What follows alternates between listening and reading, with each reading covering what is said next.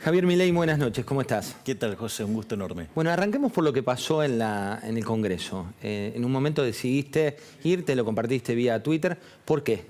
Porque el presidente de la Nación se puso a agredir a los porteños y como diputado nacional por la Ciudad Autónoma de Buenos Aires, con mi compañera de banca, Victoria Villarroel, decidimos levantarnos e irnos porque no teníamos por qué soportar las agresiones y las mentiras de Alberto Fernández. ¿Qué representaba esa apertura de sesiones?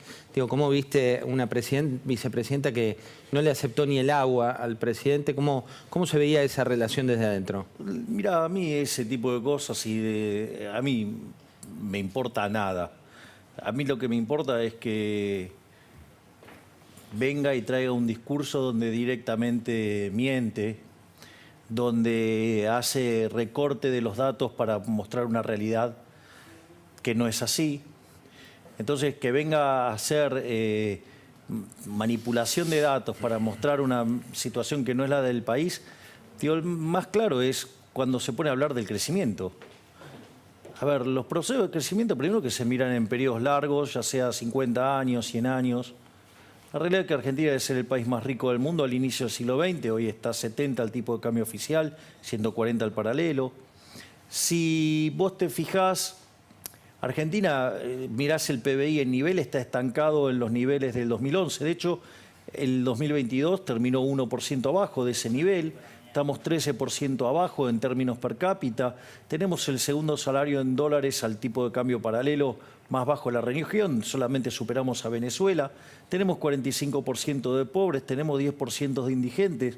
O sea, el 30% de los trabajadores que trabajan son pobres. Entonces, ¿de qué realidad me está hablando? Con una inflación del 100% y además se mete a maltratar a lo que es la Ciudad Autónoma de Buenos Aires. Y es el distrito, digamos, en el cual, digamos, nosotros estamos representando. O sea, donde él vive también, ¿no? Javier, hablando un poco de la realidad argentina y de cara a las próximas elecciones, ya se acerca octubre, ¿no? Imagino que estás con tu armado político, armado de gobernadores, armado... Bueno, nosotros, fíjate esto, nosotros hoy estamos en todos los distritos en condiciones de competir para presidente. Hay distritos en los cuales hemos logrado armar estructuras muy competitivas y por eso vamos a competir también por este desdoblamiento que están haciendo para escapar del gobierno espantoso de Alberto Fernández, que el único que no se entera es Alberto Fernández. Nosotros estamos competitivos en Neuquén, estamos competitivos en Río Negro, estamos competitivos en Chubut, estamos competitivos en Tucumán. En la provincia de Buenos Aires... ¿Tenés precandidato en la provincia? Nosotros sí, digamos, o sea, en los casos que te mencioné sí hay candidatos y lo que tiene que ver con la Ciudad Autónoma de Buenos Aires y con la provincia de Buenos Aires se van a definir, digamos, cuando se definen las candidaturas públicamente. Porque esto también, la gente tiene que saber que hay muchos problemas donde hay un señor que si se entera, si tiene detalles sobre armados y estructura, va y valijea gente. Entonces después tenés problemas, que se te bajan porque los valijearon. Entonces es una cuestión muy delicada. ¿A quién te referís concretamente? Bueno, es la metodología de la Ciudad Autónoma de Buenos Aires, del jefe de gobierno. ¿Decís que soborna? Bueno, es una persona donde de repente, digamos, las voluntades cambian misteriosamente. ¿Tenés pensado denunciarlo judicialmente? No, digo porque esto es parte, digamos, esto es la política que nosotros venimos a cambiar. Decías entonces provincia y ciudad que son como dos umbrales muy, muy importantes de cara a la próxima elección. Vos ya tenés precandidatos, pero no querés exponerlos. Nosotros nos vamos a exponer porque, o sea, después te expones a este tipo de cosas. Pero nosotros, por ejemplo, en la provincia de Buenos Aires, de los 135 municipios, ya estamos en 130. Es decir, pensá que cuando Macri ganó tenía menos de 90. Hablando de eso, hay como muchos análisis respecto de tu votante. Hay quien dice que vos le sacás a Juntos por el Cambio, que esa es la masa crítica más fuerte. Hay quien dice que en realidad le sacás en parte al Frente de Todos. ¿Cuál es el análisis que haces vos? Primero que los que hacen ese análisis son muy totalitarios. ¿Por qué? Y muy fascistas, porque La pregunta es, cuando vos vas a votar, ¿tu voto es de alguien? No. Señores de la audiencia, ¿el voto de ustedes son esclavos de los políticos? ¿Que ellos son los dueños de sus votos? ¿Son los dueños de sus voluntades? No. Pues lo que decís es, se toma como si fuera una opción. Claro, como si fuera, digo, como si la gente fuera cosa. Y son cosas que pertenecen a los políticos. Digo, eso me parece que es una cosa bastante totalitaria. No solo eso, sino que además yo no tengo la culpa que Juntos por el Cambio le haya mentido a la población durante estos años. Yo no tengo la culpa. ¿En qué le mintió? Cuando dice que solo el 42%, eso es mentira. Cuando vos vas a un balotaje, la pregunta es, cuando vos vas a un balotaje, ¿tus votos son los del balotaje o los votos con los que vos entraste a ese balotaje? En realidad tus votos son los que vos entrás al balotaje. Después es una elección binaria. ¿Y el Frente de Todos les mintió? No, para. Todos mienten. Digo, pero Juntos por el Cambio en esto miente y hay que señalarlo. Porque son los que más hablan de que les sacamos los votos, que lo de esto, que lo otro. O sea, todas, digo, cosas muy totalitarias, de donde pareciera que a los de Juntos por el Cambio, digamos, parece que lo que ellos quisieran es matarme directamente. Para que sea ellos, solamente ellos contra. O sea, que no compitas, decís. Sí, claro, obviamente. Digamos, o sea, las distintas apreciaciones que hacen son así de totalitarias. Es decir, quieren sacarme directamente de la cancha. ¿Recibiste propuestas concretas para salir de la cancha? Digo, eso no importa. Digo, yo voy a jugar. Digo, o sea, así que no me importa. Digo, o sea, en términos técnicos lo que importa es que voy a jugar. Digamos, o sea, y que si entro en la segunda vuelta, digamos, ganamos la presidencial. Pero lo que quiero ir es a la mentira de Juntos por el Cambio con la mentira del 41, el 42. La realidad es que las PASO del año 2019 actuaron como una primera vuelta. Fue tan impresionante el triunfo en las PASO de Alberto Fernández, 48-31, que eso generó un efecto espanto y que la primera vuelta actuó como si fuera una segunda vuelta. Pero es como si estuvieras en un balotaje. Por lo tanto, no son esos los votos que tiene Juntos por el Cambio. Juntos por el Cambio tendrá 30, 35 puntos y no tiene más que eso. Recién diste una definición que es, si entro en segunda vuelta, gano el balotaje. Exactamente. ¿Segunda vuelta con quién, de acuerdo a tus análisis? A mí me da lo mismo, contra el que sea. ¿Y por qué crees que ganás? Porque todos tienen y con mucha razón, la gente tiene una pésima imagen de todos los políticos. Consideran que son una basura y ¿sabes qué? Tienen razón. ¿Cómo haces para que la política, que vas a hacer política, no te meta en esa liga que vos tanto cuestionás? Yo lo manifiesto con mis actos. ¿Querés un buen ejemplo? Lo que fue la votación del otro día, la del sistema previsional, digamos, la moratoria, ese nuevo disparate, o sea, que es una ofensa contra los jubilados actuales, sobre las generaciones futuras, que lo vamos a pagar con impuestos, con peores jubilaciones, con inflación. Digo, ahí, digamos, el debate tornó a un lugar más razonable. Ahora, la votación que le siguió, que implica directamente avanzar sobre tu historia clínica, ¿me comprendés? Avanzar sobre tu historia clínica y que quede en poder del Estado, ahí votaron todos juntos, salvo Victoria y yo. Ahí está la grieta.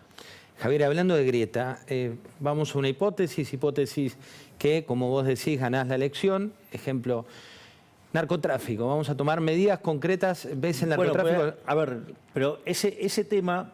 A ver, cuando vos ves lo que está pasando hoy, está claro que la situación te hace hervir la sangre y que querés entrar y romper todo, digamos, a entrar con la Fuerza Armada, digo, querés hacer todo eso, tío, y es perfectamente entendible, ¿sí? Digo, que tus emociones te lleven por ese lado. Ahora vos tenés que arreglar los problemas. La realidad es que cuando vos mirás la experiencia de Colombia, la experiencia de México, no funcionó. Y ahora también te voy a explicar por qué. Vos para poder avanzar en esto necesitas hacer una reforma de la Ley de Defensa Nacional. Necesitas hacer una reforma de la seguridad interior. Necesitas reformar la ley de inteligencia.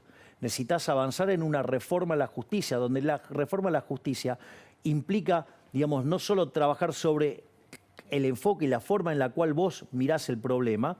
Nosotros, por ejemplo, nosotros tenemos una visión muy alineada con lo que, por ejemplo, es toda la línea que baja de lo que se llama análisis económico del derecho, que en el fondo no tiene ni más ni ver que el que la hace la paga. Y eso también requiere una ahí reforma. sería, en eso, en el narcotráfico, me quedo con esto, el que la hace la paga. Todos, en todos los aspectos. Porque una de las cosas que vos tenés, uno de los problemas que vos tenés, es que acá se puso a la víctima en el lugar del victimario y al victimario en lugar de víctima. ¿Y por qué? Bueno, porque esas son las ideas que impulsó fuertemente Zaffaroni y que el kirchnerismo le dio un fuerte respaldo a eso. Y eso, vos sabés que eso se hizo, por ejemplo, esas ideas se empezaron a implementar en la ciudad de Nueva York a mediados de las décadas del 60.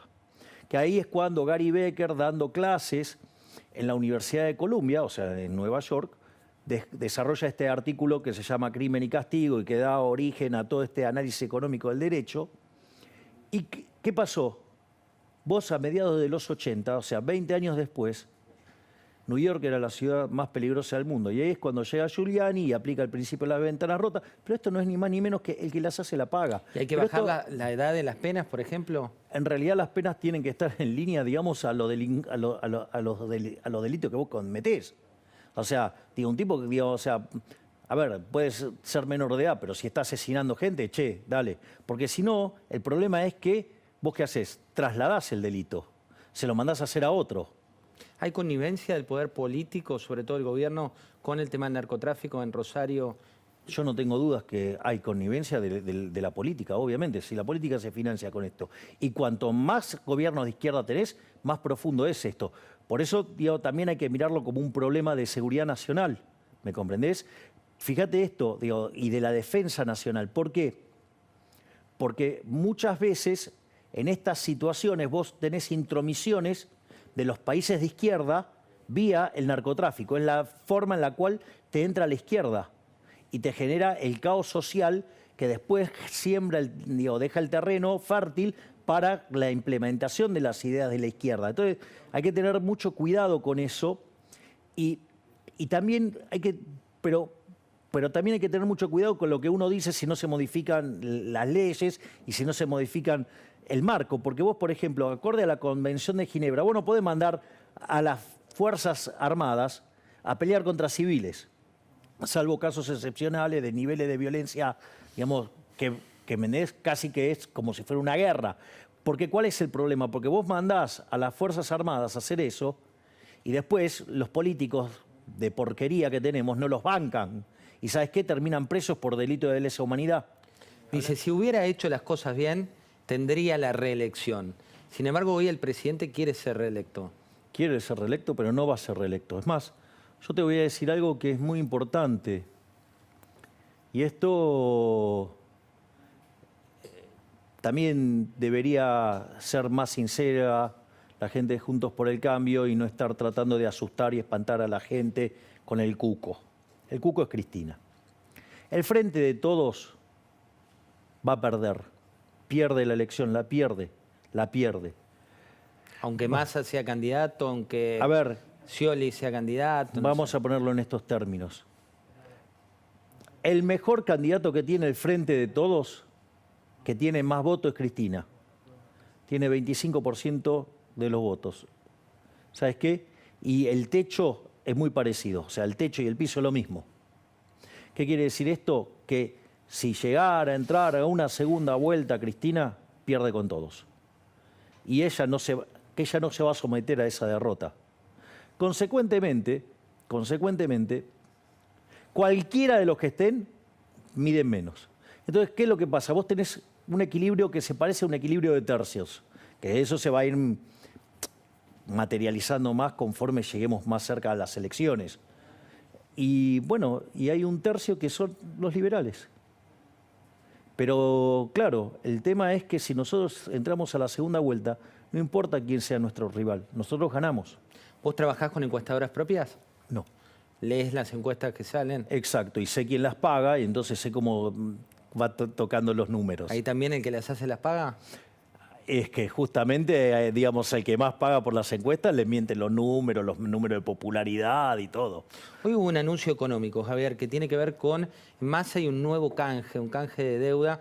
Juntos por el Cambio emitió un comunicado diciendo que repudiaban este canje. El hermano de Malena Massa dijo que eran unos sinvergüenza o que no tenían vergüenza, mejor dicho. A ver, el problema es que, la situación monetaria de Argentina es muy complicada. O sea, y consecuentemente la situación inflacionaria de Argentina es muy complicada. A ver, Argentina está frente a lo que va a ser, sin dudas, la peor crisis de la historia argentina. ¿Que le va a tocar a quién? Eso no importa a quién. Yo digo la digamos, persona, o sea, ¿es el próximo presidente? No importa a quién le toque, porque en realidad a la política tampoco le importa eso, ¿eh? Ese es uno de los errores que comete la gente. La gente cree que, o sea, el plan de Massa es armar la bomba y que le estalle a otro. En realidad, el plan es que estalle después de las elecciones. Y si están en el poder, mejor, porque en realidad siempre es mejor estar en el poder que fuera del poder para los políticos. Con lo cual, digo, esos argumentos que le están plantando la bomba.